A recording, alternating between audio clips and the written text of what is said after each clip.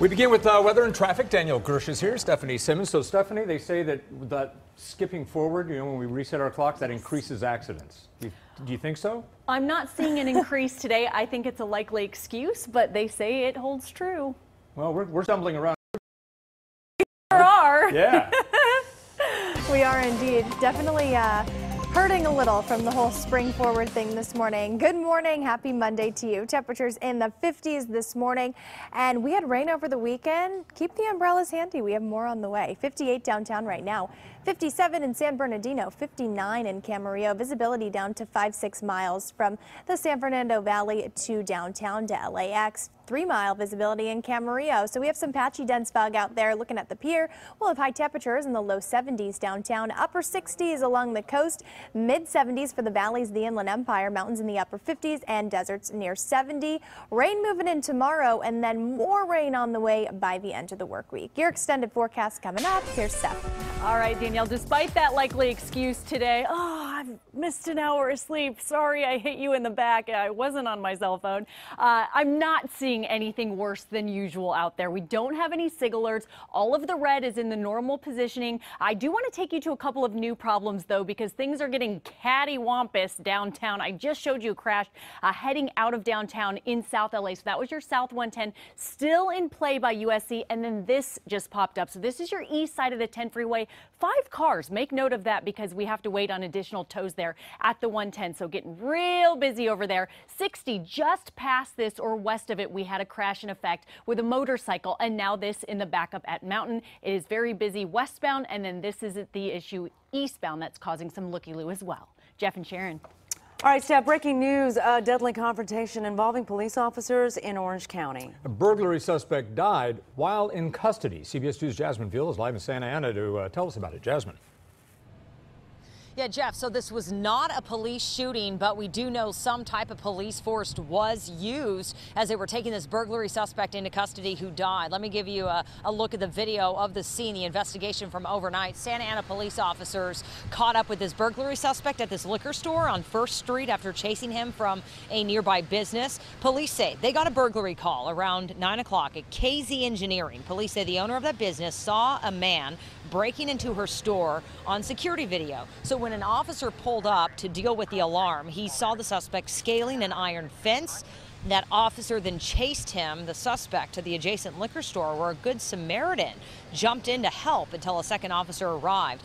Well, during that struggle that spilled into the store between officers and the burglary suspect, that's when police noticed something was wrong. While he's in custody, his breathing is labored. Officers immediately start rendering first aid. Medics arrive on scene, assist the officers, and transport the suspect to Fountain Valley Regional Hospital, where he is pronounced dead. Now, we do not know yet what type of police force was used on the suspect, but officers, they were wearing body cameras. There was also security video at that liquor store. Again, no shots were fired. So far, the suspect appears right now to have been unarmed. And as we bring it back out here live in front of the Santa Ana Police Department, where we just got these details from the corporal here, we do not know the name of the suspect or his identity. Maybe he was a man in his 40s or 50s, we're told. Also, the officers right now involved in that struggle are being interviewed, and the Orange County District Attorney and the Internal Affairs Division here will be investigating. All right, thanks, Jasmine. A Pomona police officer is being remembered for his bravery. Yeah, the community held an emotional vigil for Officer Greg Casillas, who was killed in the line of duty. And CBS 2's Joy Benedict is live in Pomona with the story and new details in this case. Joy?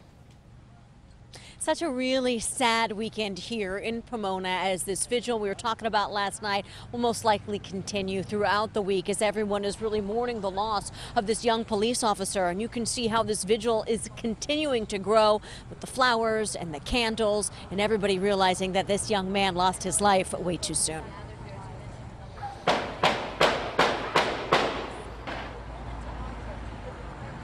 Shots rang out Friday night and still resonate in this community today as they took the life of Officer Greg Casillas V on his last day of training to be a police officer here in Pomona. The horrendous event started hours before when Officer Casillas was responding to a call of a reckless driver. Cell phone video captured that driver running away.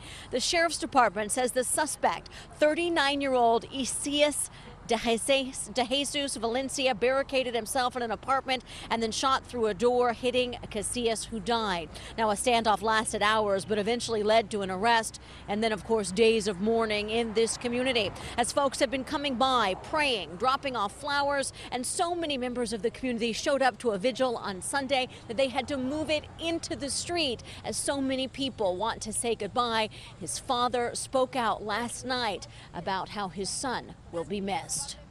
He achieved what he set out to do, but the whole thing is,